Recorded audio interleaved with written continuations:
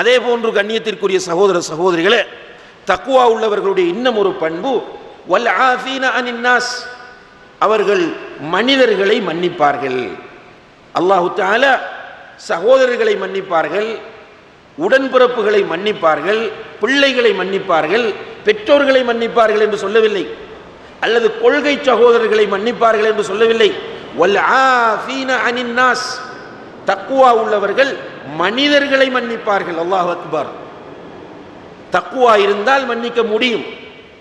ரசூல் ஸல்லல்லாஹு அலைஹி வஸல்லம் அவர்கள் மனிதர்களை மன்னித்தார்கள். மக்கா வாசிகளை மன்னித்தார்கள், தாயிஃப் வாசிகளை மன்னித்தார்கள், சுமாமாவை மன்னித்தார்கள், அவர்களுடைய கழுத்தை நெரித்த அல்லது கழுத்தில் கிடந்த துண்டை கொண்டு கழுத்தை இறுக்கிய நாட்டுப்புறத்து அரபியை மன்னித்தார்கள். இப்படி பலரை அவர்களால் மன்னிக்க முடிந்தது. காரணம், அவர்கள் இமாமுல் முத்தகீனாக, தக்குவா உள்ளவர்களுக்கெல்லாம் தலைவராக இருந்தார்கள் என்பதுதான் காரணம். அப்ப தக்குவா இருந்தால் அவர் மனிதர்களை மன்னிப்பார்.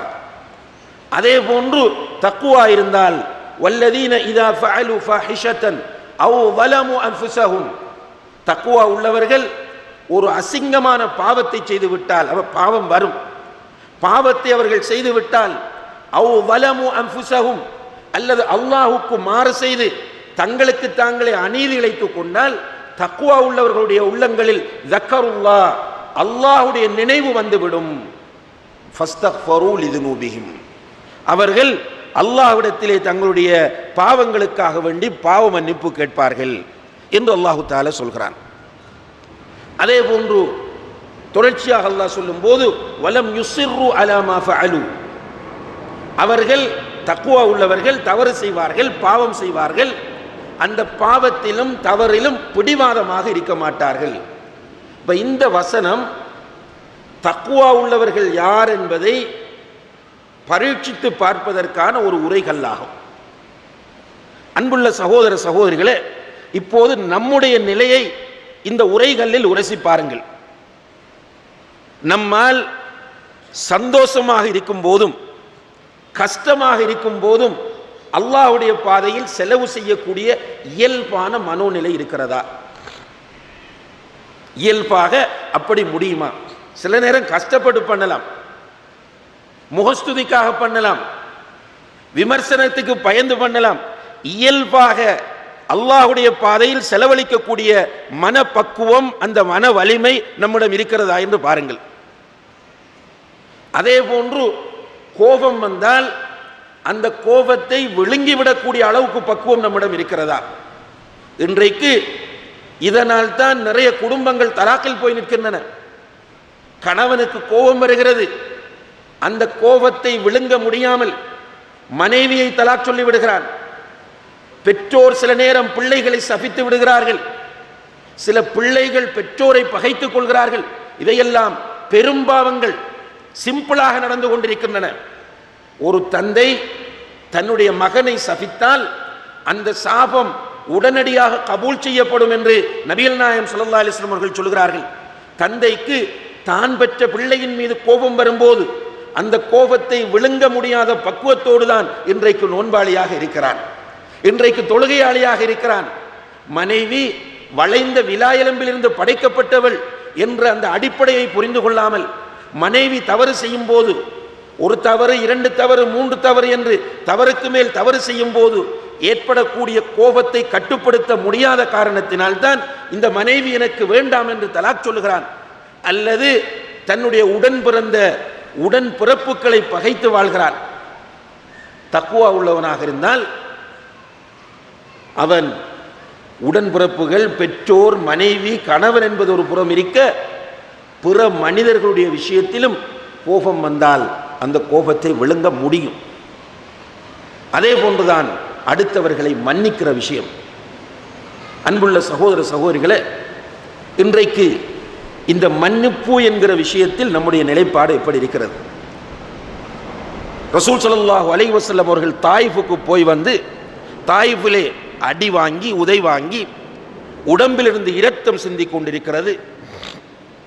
கவலையோடு ஒரு தோட்டத்திலே போய் உட்கார்ந்திருக்கிறார்கள். ஜிப்ரீல் அலைஹிஸ்ஸலாம் அவர்களும் மலைகளுக்கு பொறுப்பான மலக்கும் அங்கே வந்து நிற்கிறார்கள். என்ன செய்ய வேண்டும் என்று கேட்கிறார்கள். ஒரு வார்த்தை. ஜிப்ரீல் அலைஹிஸ்ஸலாம் அவர்கள் சொல்கிறார்கள், முஹம்மதே ஒரே ஒரு வார்த்தை சொல்லுங்கள், இந்த தாய்வாசிகளை அப்படியே மலைக்குள் வைத்து நசிக்க விடுகிறோம் என்று சொன்னார்கள். ரசூல் ஸல்லல்லாஹு அலைஹி வஸல்லம் அவர்கள் எப்படி மன்னிக்கிறார்கள் என்று பாருங்கள். ஜிப்ரீலே, மக்கள் ஈமான் கொள்ளாவிட்டாலும் இவர்களுடைய சந்ததியினர் ஈமான் கொள்ளலாம். அல்லாஹு அக்பர்.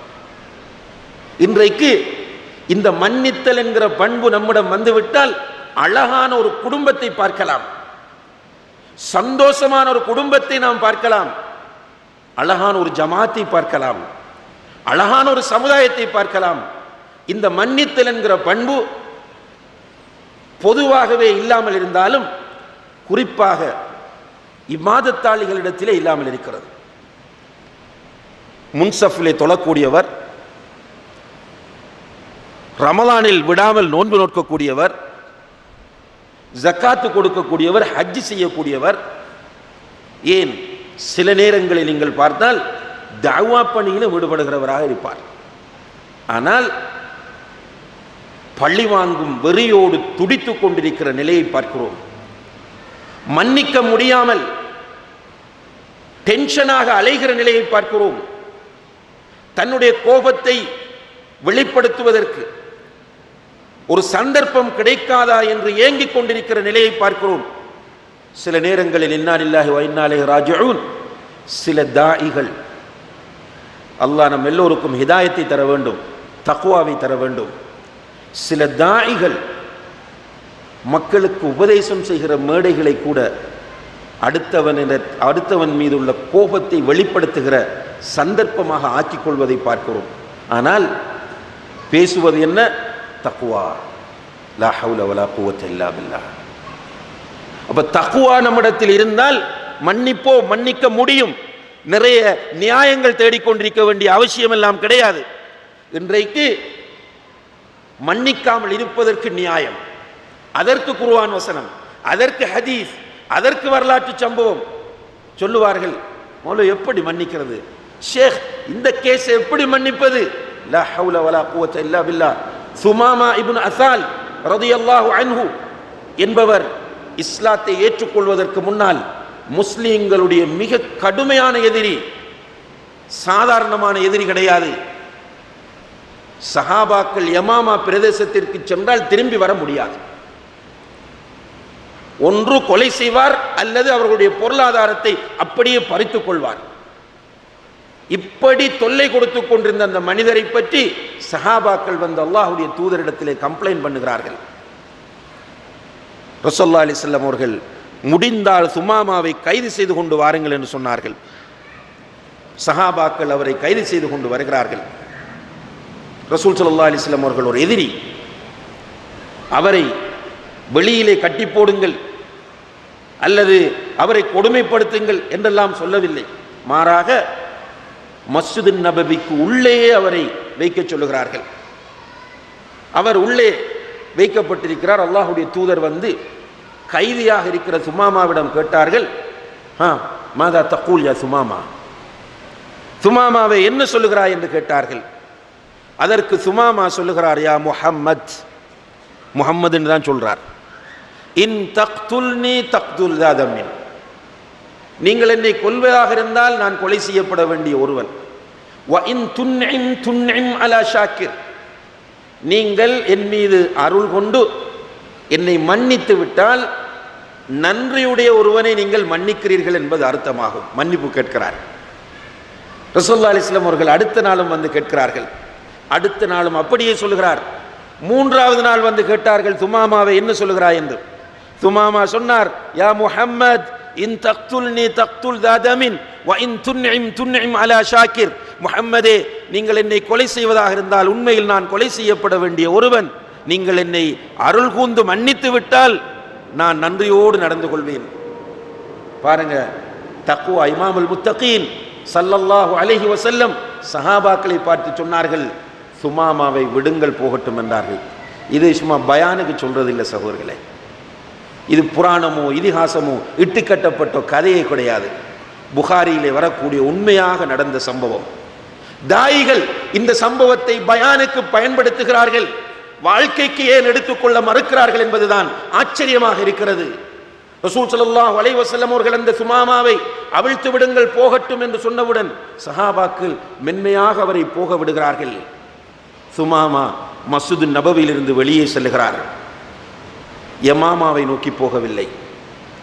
மஸ்ஜிது நபவிக்கு பக்கத்திலே ஒரு கிணறு இருக்கிறது. அந்த கிணற்றுக்கு சென்று குளிக்கிறார், அவராக செய்கிறார். குளித்துவிட்டு வந்து அல்லாஹ்வுடைய தூதருக்கு முன்னால் நிற்கிறார். நின்று சொல்லுகிறார், யா ரசூல் அல்லாஹ், யா முஹம்மத், யா முஹம்மத் என்று பேசிக் கொண்டிருந்தவர் இப்போது சொல்லுகிறார், யா ரசூல் அல்லாஹ், அல்லாஹ்வுடைய தூதரை உங்களுடைய கையை நீட்டுங்கள் என்றார். ரசூல் ஸல்லல்லாஹு அலைஹி வஸல்லம் அவர்கள் தன்னுடைய கையை நீட்டுகிறார்கள். அவருடைய வலது கையை அல்லாஹ்வுடைய தூதரின் வலது கையிலே வைத்து சொன்னார், அஷ்ஹது அல்லா இலாஹ இல்லல்லாஹ் வ அஷ்ஹது அன்ன முஹம்மதன் ரசூலுல்லாஹ். அல்லாஹு அக்பர். கலிமா சொல்லுகிறார், இஸ்லாத்தை ஏற்றுக்கொள்கிறார். அவர் சொல்லுகிறார், அல்லாஹ்வுடைய தூதரே, இந்த நிமிடம் வரைக்கும் இந்த உலகத்தில் மிக வெறுப்புக்குரிய ஒரு முகம் என்றால் அது உங்களுடைய முகமாகத்தான் இருந்தது. ஆனால் இப்போது என்னுடைய உள்ளம் நிறைந்த ஒரு முகமாக உங்களுடைய முகம் மாறி இருக்கிறது. யா ரசூலல்லாஹ், இந்த உலகத்திலே எனக்கு பிடிக்காத ஒரு இடம் என்றால் அது மதீனாவாகத்தான் இருந்தது. இப்போது எனக்கு மிகவும் விருப்பமான ஒரு இடமாக இந்த மதீனா மாறி இருக்கிறது என்று சொல்கிறார். அல்லாஹ்வுடைய தூதர் மன்னித்தார்கள். மன்னிக்க முடியும், தக்வா இருந்தால் மன்னிக்க முடியும். என்னால் மன்னிக்க முடியவில்லையா? நியாயங்களையே திரும்ப திரும்ப தேடிக்கொண்டிருக்கிறேனா? புரிந்து கொள்ள வேண்டும், என்னிடத்தில் தக்வா இல்லை என்பதை. தக்வா உள்ளத்தில் இருந்தால் மனைவியை மன்னிக்க முடியும், கணவனை மன்னிக்க முடியும், பெற்றோரை மன்னிக்க முடியும், பிள்ளைகளை மன்னிக்க முடியும், உடன்பிறப்புகளை மன்னிக்க முடியும், உறவினர்களை மன்னிக்க முடியும், நண்பர்களை மன்னிக்க முடியும், சக தாய்களை மன்னிக்க முடியும், பொதுமக்களை மன்னிக்க முடியும், எல்லோரையும் மன்னிக்க முடியும். அநீதி இழைக்கப்பட்டவனுக்கு எதிராக பிரார்த்தனை செய்கின்ற உரிமையை அல்லாஹ் நமக்கு தந்தாலும், அநீதி இழைக்கப்பட்டவனுக்கு எதிராக பழி வாங்குகிற உரிமையை அல்லாஹ் நமக்கு தந்தாலும், கண்ணுக்கு கண், பல்லுக்கு பல்லு, காதுக்கு காது, காயங்களுக்கு காயம், உயிருக்கு உயிர் என்று அந்த லிஸ்டை அல்லாஹ் போட்டுவிட்டு என்ன சொல்கிறான் தெரியுமா? நீங்கள் மன்னித்தால் அதுதான் சிறந்தது. மன்னித்தல் என்பது தக்வா உள்ளவர்களால் முடியும் என்பதை அல்லாஹ் சொல்கிறான். ஆனால் இன்றைக்கு நம்மால் முடியவில்லை என்றால் தக்வா இல்லை என்பதுதான் அர்த்தம். அதே போன்று வல்லதீன இதா ஃபஅலு ஃபாஹிஷத்தன் அவ் ஸலமு அன்ஃபுஸஹும், நம்ம ஒரு அசிங்கமான பாவத்தை செய்தால், விபச்சாரம் அதோடு சம்பந்தமான பாவங்கள், அல்லது அவ் ஸலமு அன்ஃபுஸஹும், அல்லாஹ்வுடைய கட்டளைகளுக்கு மாறு செய்து தங்களுக்கு தாங்களே அநீதி இழைத்து கொண்டால் தக்கருல்லாஹ், உடனே அல்லாஹ்வுடைய நினைவு தக்வா உள்ளவர்களுக்கு வரும். ஒரு அசிங்கமான பாவத்தை செய்தால் அல்லது அல்லாஹ்வுக்கு மாறு செய்தால் தக்வா உள்ள மக்கள் உடனே ரியலைஸ் பண்ணுவார்கள், நான் அல்லாஹ்வுக்கு மாறு செய்து விட்டேன். நான் மாறு செய்திருப்பது கணவனுக்கோ மனைவிக்கோ பெற்றோருக்கோ பிள்ளைகளுக்கோ நண்பனுக்கோ அல்ல. ரப்புல் ஆலமீன் லஹு மா ஃபிஸ் ஸமாவாத்தி வ மா ஃபில் அர்த், வானங்களில் உள்ளவையும் பூமியில் உள்ளவையும் யாருக்கு சொந்தமோ, மாலிகி யௌமித்தீன், மறுமை நாளின் அரசன், அவனுக்கு நான் மாறு செய்திருக்கிறேன் என்று துடித்து போவான். இதைத்தான் காமிதியா என்ற பெண்மணியினுடைய வாழ்க்கையிலும் மாயிஸ் இப்னு மாலிக் ரலியல்லாஹு அன்ஹு அவர்களுடைய வாழ்க்கையிலும் நோன்பிலே, நோன்போடு, ரமலான் மாதத்திலே நோன்போடு மனைவியோடு இல்லறத்தில் ஈடுபட்டு விட்டு அல்லாஹ்வுடைய தூதருக்கு முன்னால் ஓடி வந்து நின்று ஹலக்து யா ரசூலல்லாஹ், அல்லாஹ்வுடைய தூதரே அழிந்து விட்டேன் என்று வந்து நின்ற அந்த சஹாபியுடைய வாழ்க்கையிலும் நாம் பெறக்கூடிய பாடமாக இருக்கிறது. இன்றைக்கு நம்முடைய நிலை என்ன சகோதர சகோதரிகளே? எத்தனை பாவங்கள் செய்கிறோம்? நம்முடைய பாவங்களை எண்ண ஆரம்பித்தால் நம்மளால் எண்ணி முடிக்க முடியாத அளவுக்கு பாவங்கள். சின்சியராக எத்தனை பேர் தௌபா செய்திருப்போம்? எத்தனை கடமைகளை விடுகிறோம்? ஃபர்லான தொழுகையுடைய விஷயத்தில் எவ்வளவு பெரும் பாவங்களை செய்கிறோம். தொழுகை நேரம் குறிக்கப்பட்ட ஒரு கடமை,